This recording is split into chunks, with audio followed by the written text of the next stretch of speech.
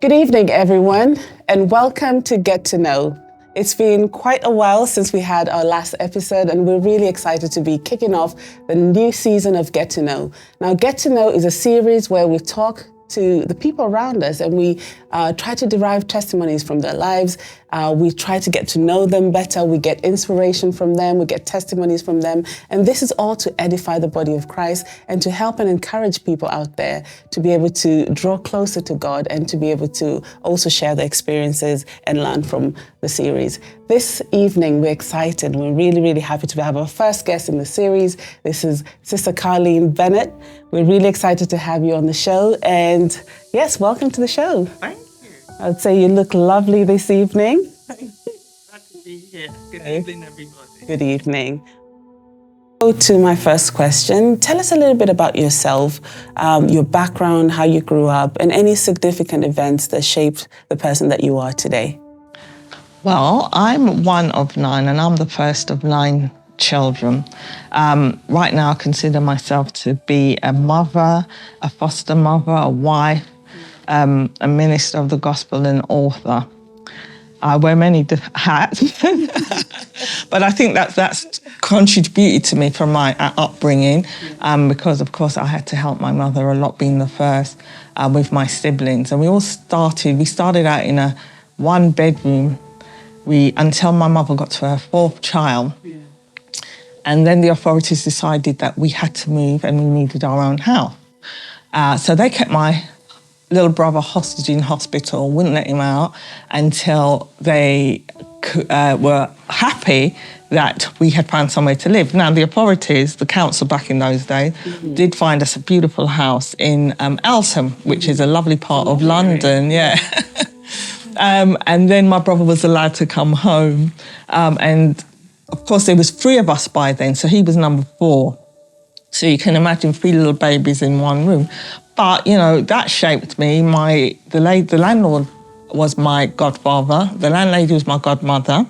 And I remember there were strawberries in the garden, so we used to happily go out there and pick strawberries. But being cooped up in one room also tends to shape you. Yeah. And so then we had all this space in Eltham. Mm-hmm. Beautiful house. And things started out relatively well. We were happy children, I would say. We loved Christmases and celebrations because one thing my dad knew how to do was celebrate Christmas. Mm-hmm. And every Christmas he would decorate the whole house, or I should say the whole of downstairs. And we had the most amazing decorations. And Easter again, you know, he would cook cakes and turkey, always had turkey. And I still cook turkey at Easter now. So that shaped me. And yeah, so we were doing fine. And my mother went on to have more children. And by the time we got to number 6, we noticed that there was things going on that we had not been accustomed to. I loved school, by the way. Loved going to school. I ended up in my secondary year going to a grammar school, which was an all-girls school, which I thought, oh, well, that's going to keep me out of trouble, isn't it? That's what we think. That's a really good idea. And in fact, by then, my mother was to the point where we were helping her. Yeah. So I filled in my own forms to get myself into school. And then I subsequently filled in my siblings' forms to get them into school. You're the oldest. I'm the oldest. Yeah, so you felt a bit in charge of the children a little bit. I didn't feel I was put in charge of them. Mum would say, right, Carleen, get the children's nappies on, last bottle's made up. Carleen, go and make up the baby's bottle, you know? So I felt very much responsible. And you just got on with it at the time, you know? And I never forget the time, one day I actually questioned her, like, Mum, this is not fair. I want to be a child. You should not have had so many children if you couldn't manage that. Yes. Well, who told me to say that? I bet you got in trouble for that. Oh, I got into big trouble for that one, yeah. She said, are you bringing sugar into the house? Are you bringing milk in the house? Are you bringing bread into the house? She said, don't you ever say anything like that to me again, so I'll pray for you. And I remember thinking, no, we don't want her prayers. We don't want those prayers over me, no. So I religiously just got on with it, you know. So we were happy children, as I said. You know, we had a lot of power cuts in those days. And when you talk about shaping, experiences like that shape you, because now if there was a power cut, I would know what to do, you know?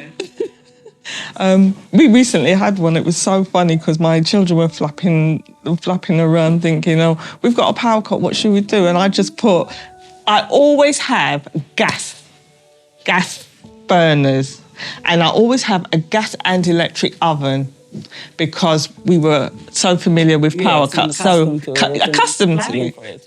That's right. So now I know better. So I was able to put a pot on the fire and just keep it rolling, you know. And even make a cake. Even make a cake, just put the mixture and put it in a pot of water. That's because my childhood shaped me. So my mother took us to church religiously. That was a given. You didn't question it, you just went. And you would see her with all her little chicken at the bus stop. All 9 of you. All 9 of us. However she was going to get us there, she got us there. Sometimes the church van would come and pick us up, but a lot of times we did have to get the bus, and we were quite happy to do that. Who's Dad in all of this? Dad's at home. That's where Dad is. And Dad eventually turned to drink and became quite violent. So we went from having like a happy childhood to then having to deal with abuse and anger and pain and frustration. And my poor mother, she bore the brunt of it. And as you're growing up, you know, you would just run into your room if you knew that he was coming with one of his heads on him. As soon as that door opened, you would know, and you would just scatter. Yeah. And I never forget one time my mother took ill.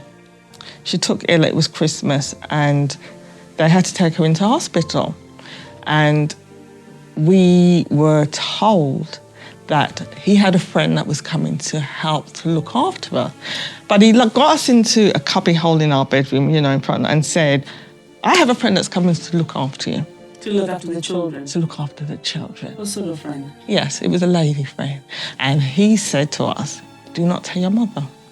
If you tell your mother, this is what I'm going to do with you. Well, we didn't have to ask him twice if he meant it, because we know he did. He made it very clear. He made it very clear. So as children, and especially when you're being dictated to like this, you just locked your mouth. So what you didn't know is that other people outside were going to bring and carry the news anyway, you know? Yes.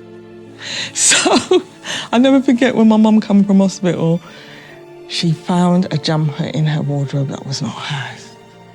And so she started to ask questions. How This woman would come and go Yeah. every day taking care of you? Yeah. Or she Cook. She'd cook. We didn't eat the food. We didn't eat bisto straight out of a packet because we're accustomed to seasoned, proper seasoned cook, and we weren't accustomed to some of the things that were on the plate. Mashed potato From a packet.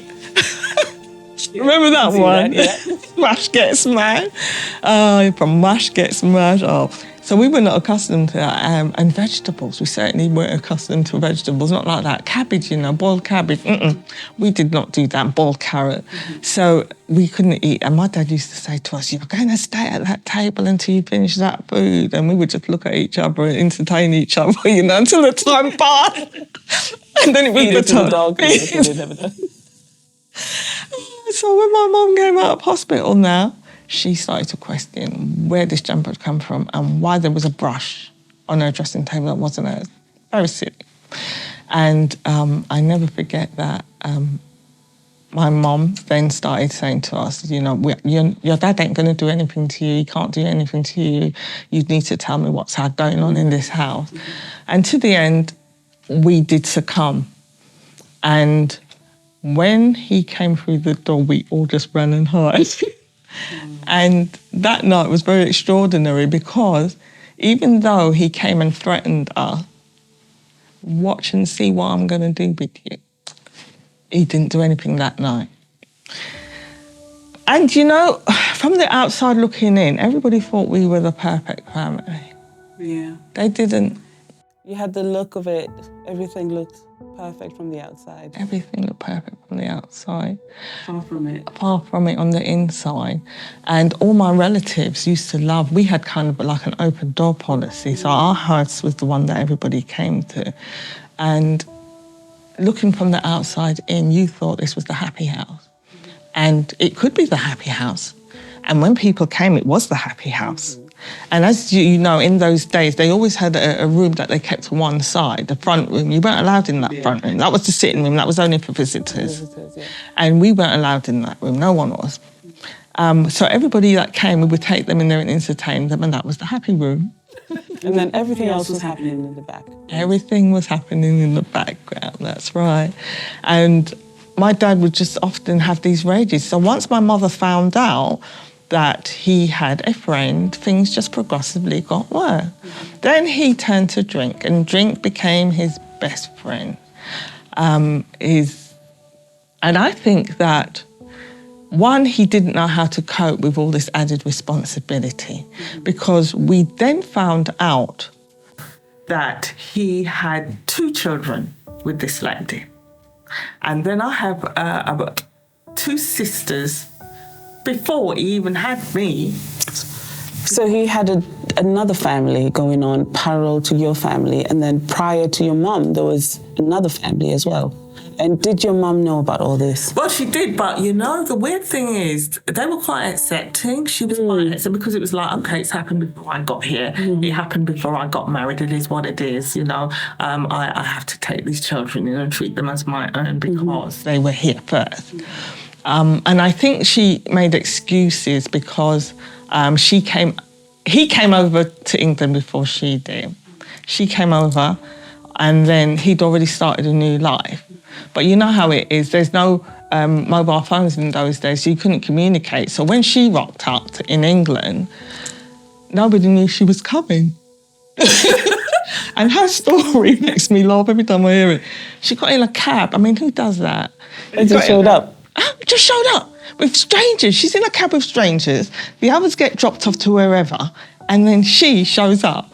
And so she couldn't understand why she weren't allowed upstairs in Dad's quarters. And they would say, no, all the workmen live up there. You can't go up there. All the workmen live up there.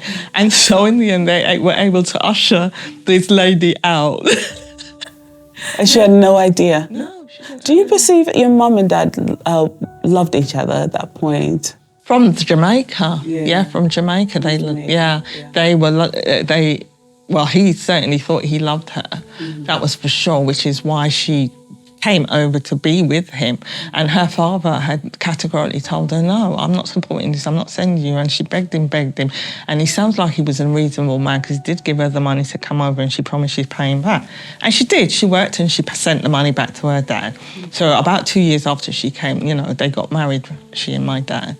So yes, so it was very unfortunate that things started to turn, you know, and he just became a completely different person. And he certainly did love us. It wasn't because he didn't love us. I think he just got to the point where he didn't know how to show love. Now, one thing I can tell you, Shama, is very extraordinarily, only recently, when I say recently, I mean in the last 4 or 5 years, if that, I started to hear that my father was abandoned when he was 14. And he was like a refugee at 14. When I say refugee, his dad, he wasn't with his dad or mum, and he just had to live wherever he could. He slept on this settee, he slept at that person's house, cousin's relative, and I didn't realise that he wasn't with his parents at all. They had split up, and his dad had also got himself a new lady, and his mum was living by herself. And when she died, I remember that he was really upset about it, really upset about it. But I didn't know my grandparents. Well, I didn't know my grandmother. I did meet my grandfather later on. But I didn't know that my dad was homeless at 14.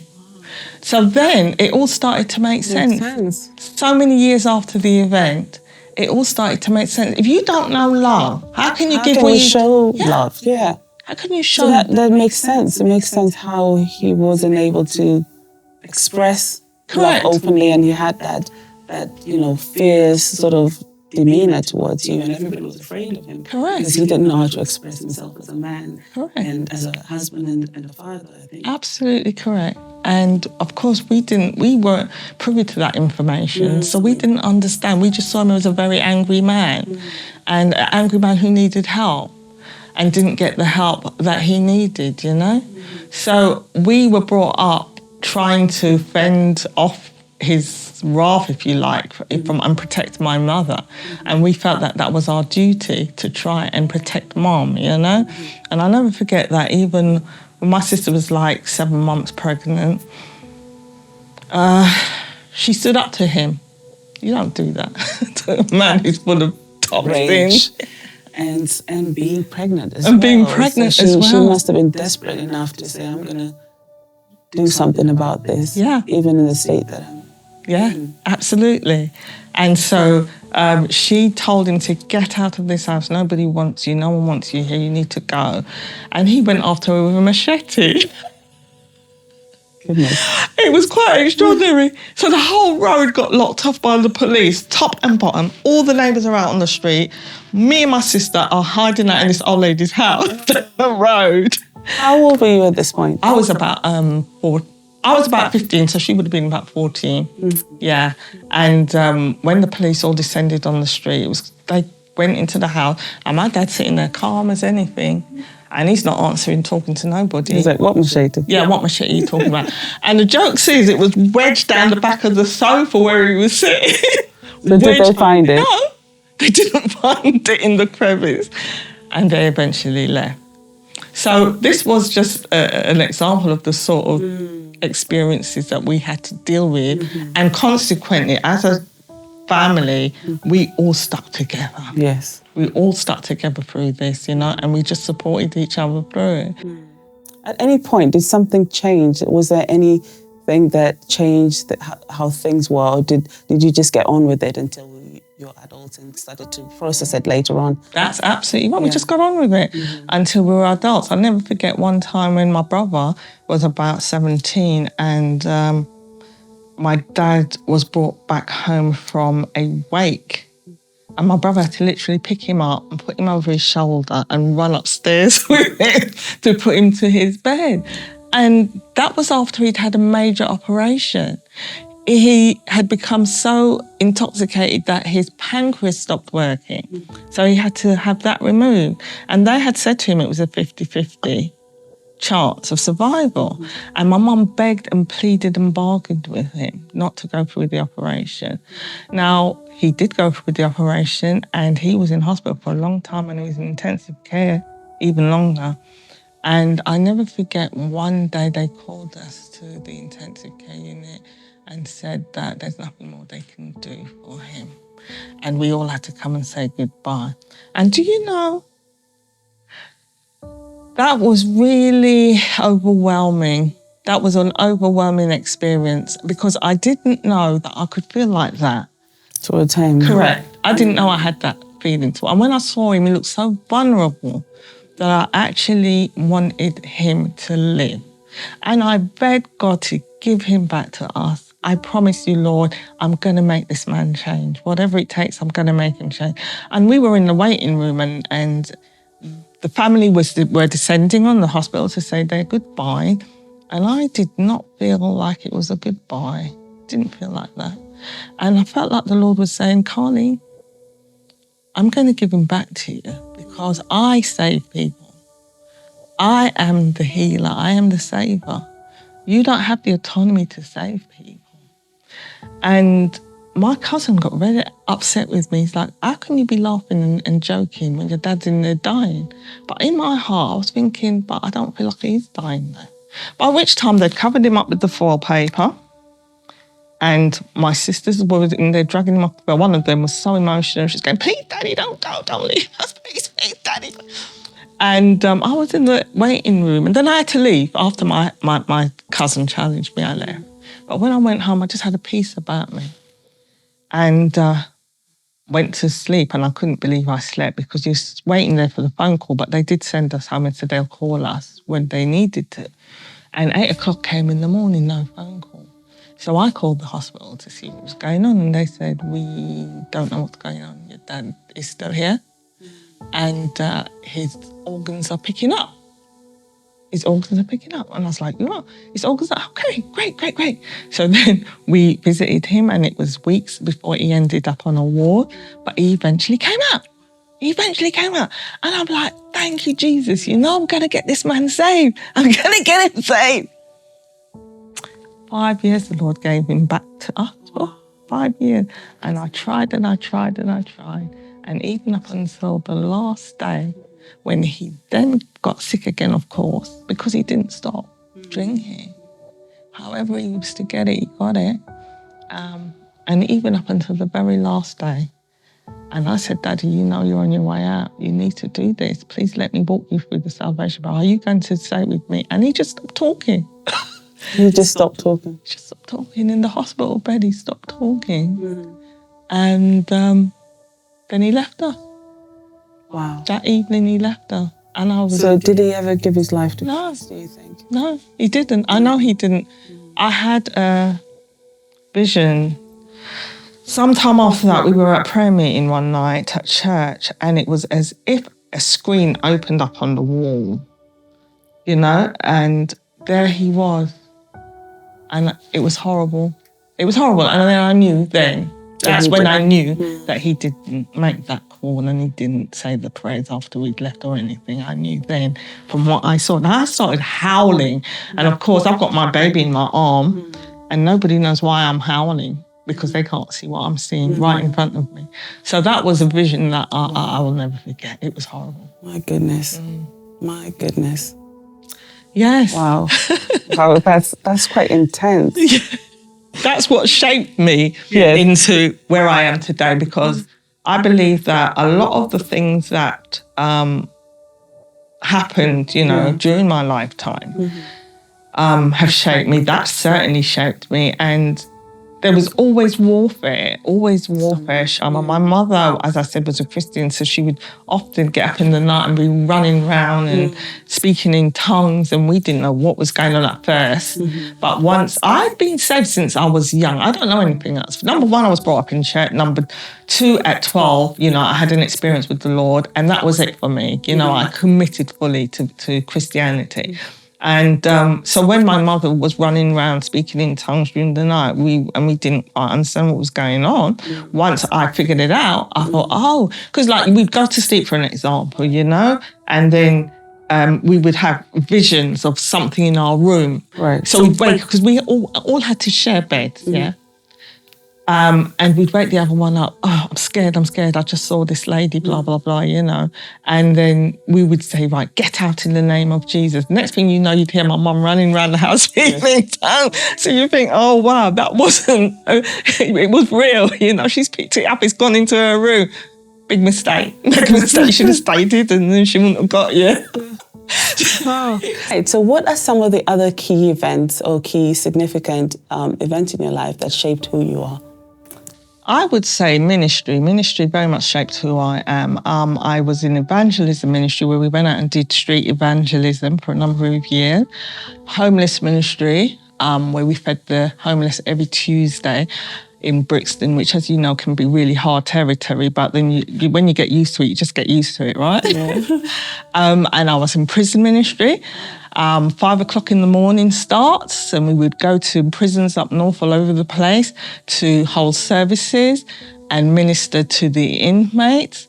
And then I was in the Deliverance Ministry, which I've been in for a number of years, and managed to deliver. I didn't. Holy Spirit worked through me to help bring people out of their deep, dark places.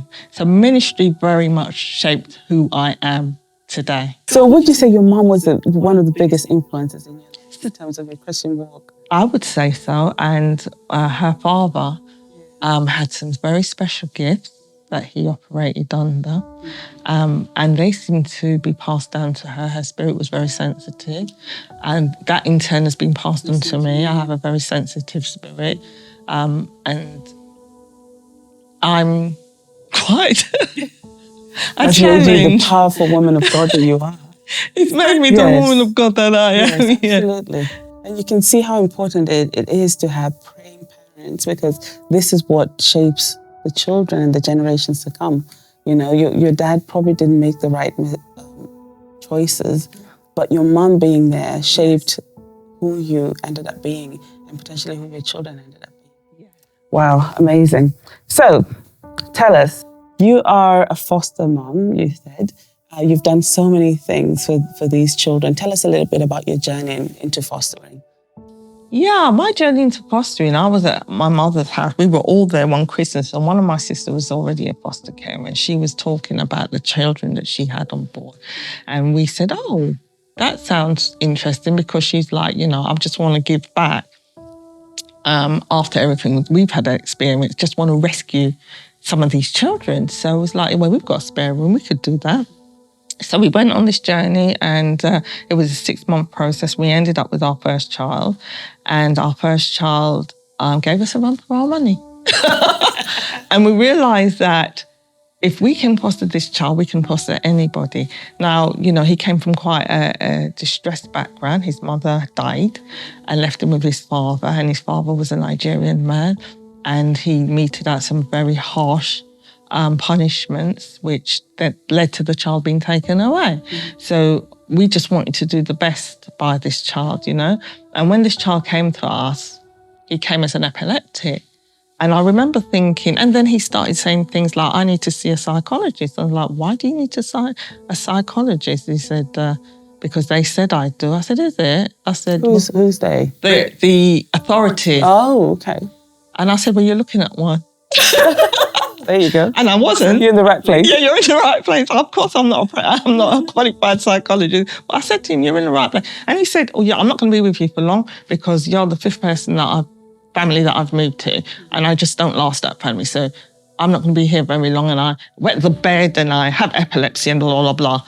And I looked at him, I said, well, you wet the bed? I said, how exciting. I said, I've got a washing machine. I think he was trying to write himself off. It was probably a child that was used to rejection and being put away, isn't it? Yeah. And I thought, me and Errol was like, oh, well, not on our watch, you know? So he came, and I never forget the first episode of epilepsy that he had.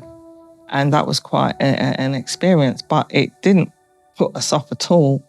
We decided that we needed to continue with this, and we did. And after the second epileptic fit, now some of you are going to think I'm really off key here, but I'm going to tell you the story as it is.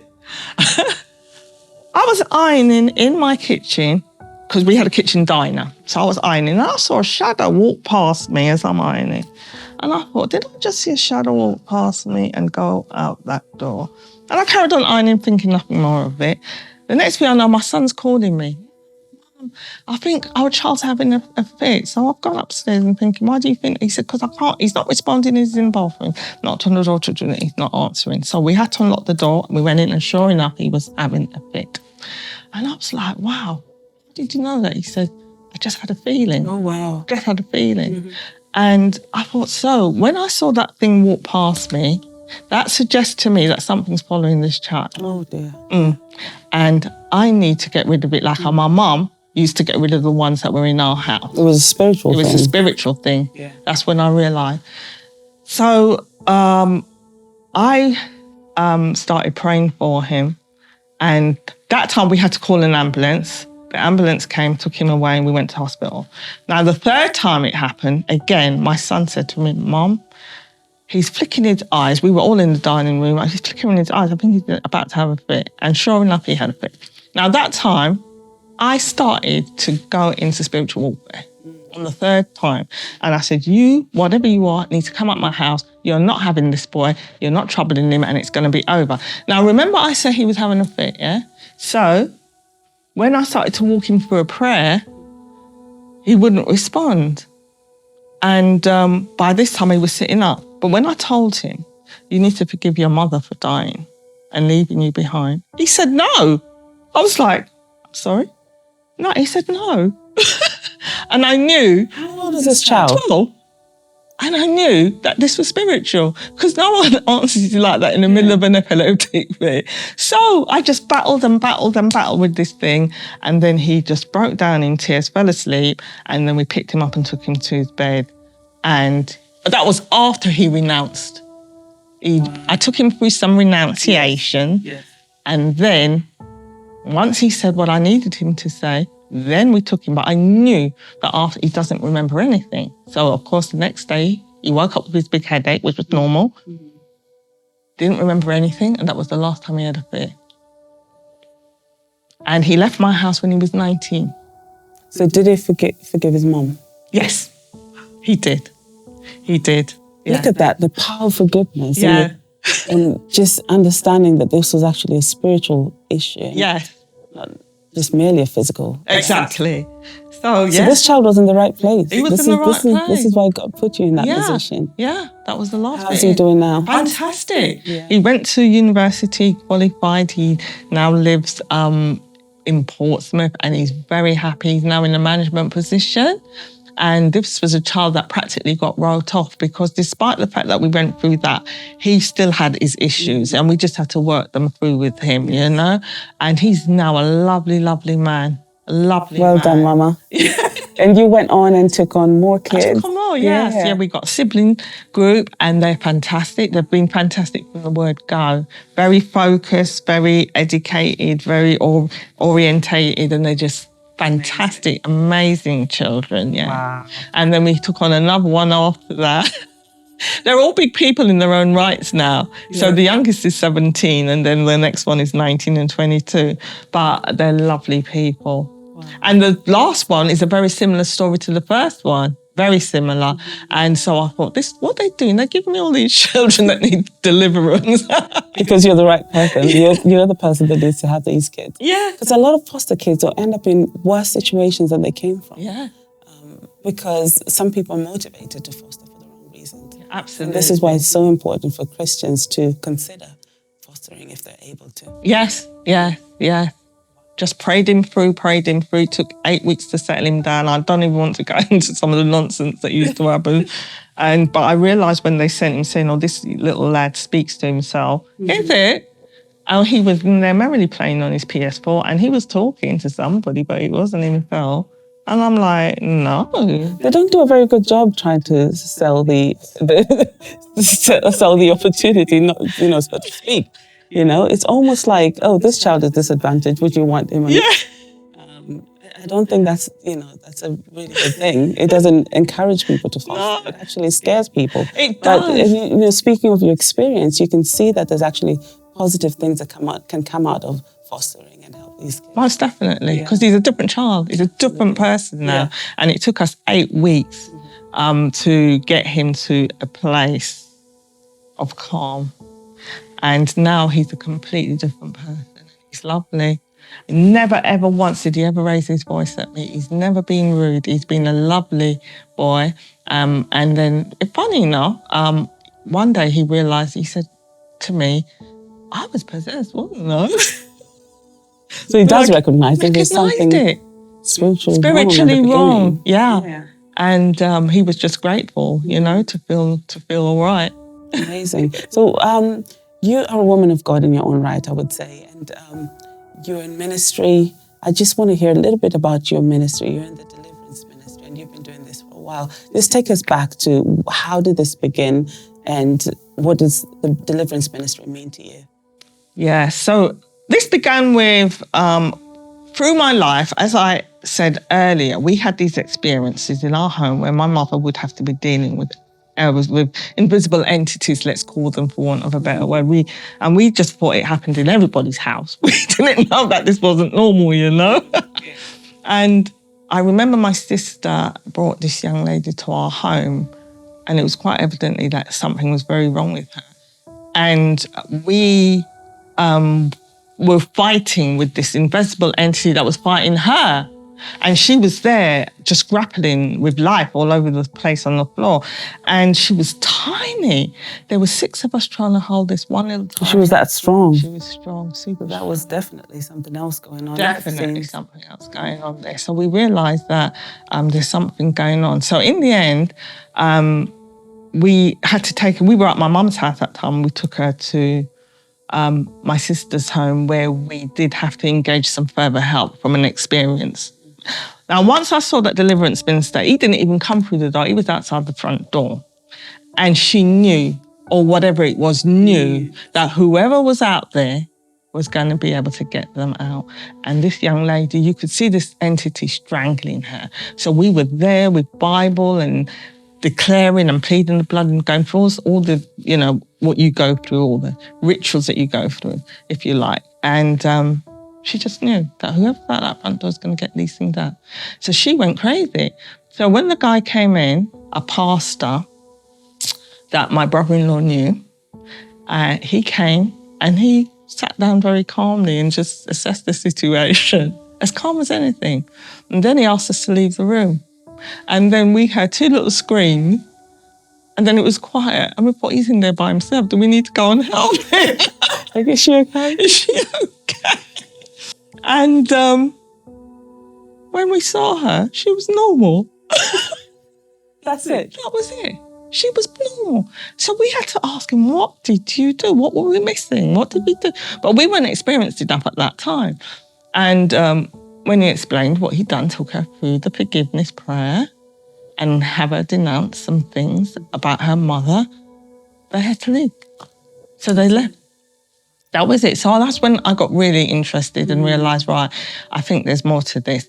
Now, I think I've gone too far with this story, because if I take you back to before I got married, I went to my friend's house and there was this handsome man sitting in her bedroom. And she was in the bed sleeping. And I thought, how rude to have your friend here and you're in your bed sleeping. That's rude. That's all I thought. Yeah. And then I went home and when I saw her, I said, you're so rude. How can you have a handsome man like that in your room and you're sleeping? And she said, I'm not going out with him. He's not my friend. He's just my friend. And she said, and I couldn't go out with him anyway because he has epilepsy. And I was like, you what? She said, he has epilepsy. I said, oh, okay then. So you're not going out with him? She said, no. I said, oh, that's nice. So we were coming up to Valentine's, so I went and brought a Valentine's card. Can you believe it? That would just not happen now, I'm telling you. And I went and brought this Valentine's card. And it was a community. We were a community back in those days. So it wasn't hard to find out where this guy lived. So didn't I go and post that card through his door? And did not expect, I don't know what I was thinking, Shamma. How old were you then? I was 15. The blood of Jesus. 15. If my parents did ever know, oh gosh, I would have been in so much trouble. I wasn't expecting him to find me. And I think that was the folly of it. So did you write your name on the card? No! So how did he know it was you? So when he went back to my friend's house... Did you like him? Yeah, I thought he was attractive. I don't know if I actually liked him, but I knew... That's the other thing, you see, that I found strange. I don't know why I'm attracted to this guy. I'm just attracted to him, okay? And the other thing was, because of the turmoil in my house, I think I was looking for... Escape. Yeah. I think I was. So he takes the card back to my friend's house and he's showing her the card that he got, and she recognises the handwriting. In fact, it was her brother that recognised the handwriting. He says, I know that handwriting. And when he told him who it was, he couldn't believe it. So he rocks up at my house one day and says, I've come to see my friend across the road, but they're not in. Can I just stay here for a minute? So I said, yeah, sure, of course you can. And back then, you could just come to somebody's house and say, can I stay here for a minute? Yeah. And remember, we literally lived opposite each other. So that's how he got into my house. Who is this guy? Who is this guy? Let me try and figure this out. Just tell you sorry. So he comes in and sits, and we make him a cup of tea, which he later confesses he poured in the plant pot because it was so bad. But truthfully, I didn't drink tea, so I couldn't make it. And he ended up staying there longer than I would have thought. And that is how we got in through the door. And once we started talking, we haven't stopped. To this day, we haven't stopped. And he used to walk me from school, the 3 miles home, just so we could converse. And at that time, he was into tennis in a big way. And I used to be able to sneak, let's call it sneak, and follow him to the tennis lessons. And the coach once said to him, you cannot mix tennis with relationship, they just don't work. And in the end, he decided that the relationship was more important. So he gave up the tennis. It was a shame because he was doing really, really well. And that's how I got to know him. So she said, I don't want him because he is an epileptic. And sure enough, again, he has a fit. And I'm just like, oh gosh, what am I supposed to do? Then he starts to say, I said, well, I know what I need to do. He's got to come to church. He's got to come to church because the Lord will deliver him. I don't know how to do this, but the Lord will. So we start going to church, and then we got kicked out of the first church. They didn't stand for foolishness, so it was like, what are you doing? And they actually went to my house, came to my house and told my mum, what are you doing? Why did they kick you out? Because they said that you cannot have a relationship. Oh, okay. So at this point, you're a couple. We're a couple. We thought we were hiding it well, but evidently not. But I didn't care. I don't think I cared because I just needed him help. I just needed, because I again knew that something wasn't right, because when he ended up in hospital, none of the doctors and nurses could hold him down. And he was off. And he would end up in Wembley, run all the way to Wembley and not know how he got there. That was not an epileptic thing. Something else was going on. Yeah. So we ended up getting kicked out of that church. So my friend invited me to her church. So we went there and they accepted us and reeled us in. And the young people were very powerful.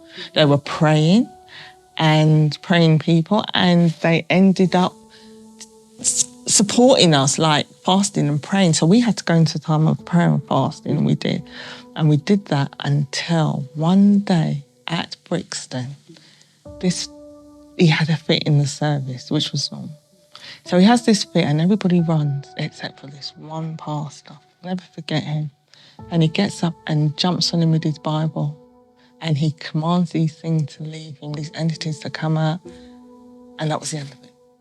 Never did he have another fit. Never did he have another fit.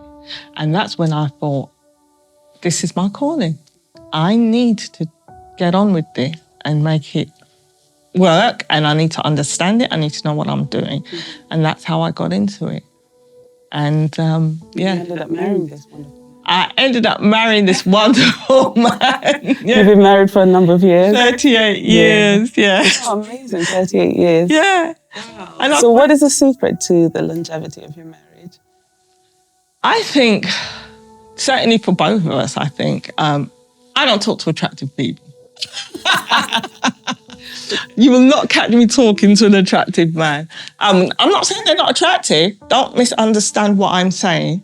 I'm not saying men are not attractive. What I'm saying is, if I find them attractive, I will not talk to them. What's the reason behind that? Because I feel like it's my protection. Mm-hmm. It's my protection. And you can't get into too much trouble if you don't put yourself out there, yeah? And I believe my husband is the same, you know? My husband is just a fantastic man. And honestly, even when he was going through that sickness, I remember people thinking, oh, you can't marry him because, you know, your children might get this. Yeah. And, you know, it might follow you through a nonsense. And it's a common misconception, isn't it? It is, absolutely, a common misconception. And don't get me wrong, you know, of course everybody has their struggles, you know, but I felt like from the word go, I was supposed to take him and look after him. And I've always felt that, and he feels that about me. So he just lives to make sure that I'm happy. And I don't think you can ask for anything more than that, yeah? And that's ministry, isn't it? That's so ministry. Marriage is your first ministry. Yeah. And this is it. This is your first person that you ministered to, and God said, this is going to be your life partner, and you continue to minister to him to this day. Minister to each other, actually. We do, yeah. Yeah. Amazing. Yeah. Wow. So what advice would you give to young people getting married soon or looking to get married? How would they navigate these difficult issues in terms of finding the right partner? How do you pinpoint that this is the person that God wants me to be with? Well, you've got to have stuff in common, number one. They always talk about water and fire. So if one of you's water, the other one's got to, and the other one's fire, that will work because you'll always be compatible. You've got to find things that you enjoy doing, and communication. One thing about marriage is communication. That's a very important part of marriage. And from the time you find that you can't communicate, you cannot be open with each other, you know straight away you have a problem. Don't do it. Until you can fix that problem, don't do it, because communication is key. A lot of people, especially, okay, let me take you back to my husband. He came to me and he was, he internalized a lot of things. So I didn't find out a lot about him for ages until I'd even heard from people. But he internalized a lot of things, which then, what you suppress, you will ultimately express. So you don't want to go into a marriage with baggage. Make sure you put everything out there. You need to know whether you want to have children or not. You need to be truthful about it. You need to be truthful about your expectations. And the person needs to know whether or not they're prepared to meet you at your expectation. They need to be truthful about it. But communication is certainly key. And if you can't communicate, that needs to be fixed before you go any further. So you clearly have lots of wisdom, and I came across your book that you've written. Oh, yes. Just want to know a little bit about the inspiration behind this book. God's Just Building My CV Under Construction by Carleen Bennett. That is, well, I've just given you a synopsis of what's in the book today, and that gives you more information, more details, more stories, and I have got a story to tell. But I wrote it like for deliverance for myself. It was to release me from the pains of my past. And it was a challenge because it took me years to finish it. It took me years to write it because I was working through the pains of my past. And it's to help other people who think that they can't, because had it not been, okay, so I came with a negative background, if you like. My father was very negative with her. But it does one of two things. It either pushes you forward and makes you think, I don't want to be those things. And for me, it was like putting if people tell me I can't do something, Shama, it's like putting a red rag in front of a bull. Tell me I can't do it, and I'll soon show you if I can't do it. So that's the reason for the book, was to help me to deal with the pains of my past, but also to help people reading it to realise that they can overcome, they can persecute, they can go through anything, and they can come out victorious. You can be victorious and you can be mighty in your own right. Amazing. So where can we find this book? You can find it on Amazon. And if you look up my name, Carleen Bennett, I can't even, we'll post the link. Yes.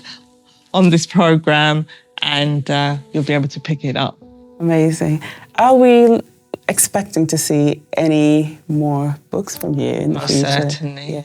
Time has not permitted, but I'm working on 2 other books, and I hope to have them finished a lot quicker than this one.